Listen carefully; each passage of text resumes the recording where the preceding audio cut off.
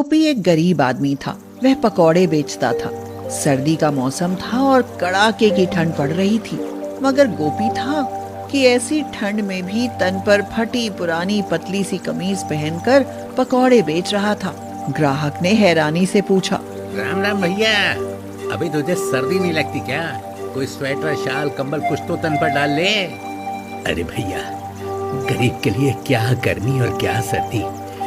छोड़िए, कहिए कितना पकौड़ा दूं? अच्छा चल ठीक है, 10 का दे दे, गर्मा गर्म देना।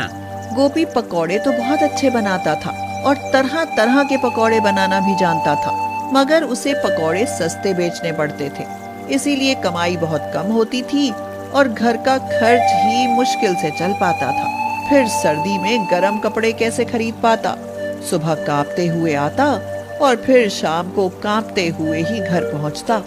आज तो कुछ ज्यादा ही ठंड पड़ रही है सुमन। हाँ, मेरी और मुनमुन की भी यही हालत है। सारा दिन कड़कड़ी बंधी रहती है। आपकी कमाई तो इतनी भी नहीं है कि कुछ गर्म कपड़े या कंबल खरीद ले। मैं कोई और काम भी तो नहीं जानता जो इसे छोड़ दो। आप तो हमेशा यही कहकर टाल देते हैं। भला ऐसे कब तक चलेगा? गोपी का घर भी तो घर नहीं था, एक साधारण सी झोपड़ी थी। पुरानी दीवारों में जगह जगह सुराख हो गए थे और खिड़की दरवाजे के किवाड़ भी बस नाम के ही बचे थे। ठंड से बचने का कोई जुगाड़ ही नहीं था, इसीलिए रात होते ही सर्दी सीधे घर में घुस आती थी। मुनमुन अपनी माँ से चिपकते हुए, माँ माँ बहुत ठंड लग रही है। यह ठंड सहना तो हमारे नसीब में लिखा है बेटी। उनकी बातें सुनकर गोपी उदास हो जाता है और रोते हुए खुद से कहता है, मैं भी कैसा बदनसीब आदमी हूँ। पूरा दिन मेहनत करके भी अपने बच्चों के लिए कुछ नहीं कर पाता।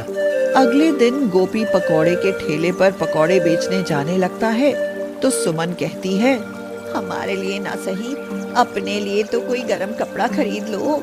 सारा दिन सर्दी में कैसे खड़े रहते होगे? आज से पकौड़े के कुछ दाम बढ़ा देता हूँ, फिर कुछ ज्यादा कमाई हुई तो अपने लिए ही क्यों, हम सब के लिए गर्म कपड़े खरीद लेंगे। यही सोचकर गोपी पकौड़े के दाम बढ़ाता है तो अचानक ही ग्राहकों का आना कम हो जाता है और गोपी सोचता है, ये तो उल्टा ही हो गया, पहले से भी कम कमाई होने लगी। लगता है मुझे अपने पकौड़े के दाम फिर से घटाने पड़ेंगे। यही सोचकर गोपी पकौड़े का दाम फिर से कम कर देता है और उसके पास फिर अच्छे ग्राहक आने लगते हैं। एक दिन गायत्री और दिनेश वहाँ से अपनी कार में गुजरते हैं तो दिनेश गायत्री से कहता है, अरे गायत्री, आज बहुत सर्दी है, क्यों ना गरम गरम पकौड़े खाते चले? ठीक है जी, खा लेते हैं।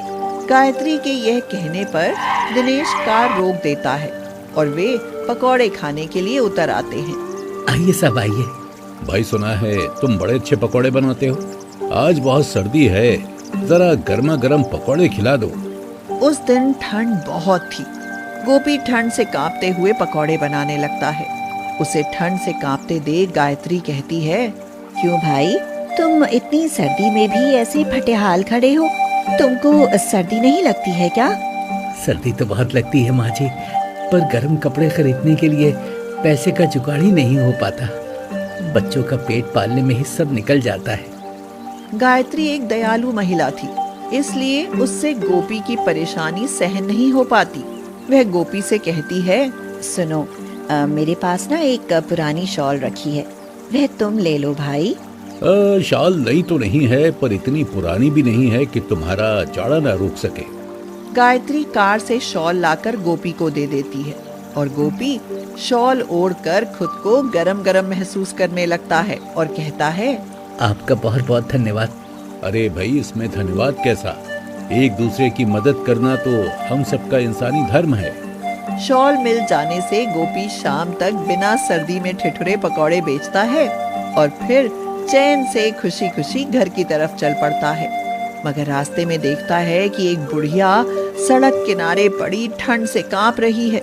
गोपी सोचता है, अरे देखो, बेचारी कैसे तड़प रही है। खुले आसमान के नीचे ऐसी भयानक ठंड में बेचारी की रात कैसे कटेगी। क्यों ना मैं ये शाल से ओढ़ा दूं।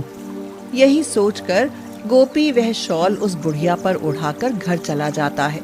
रात बीतती है और फिर सुबह होने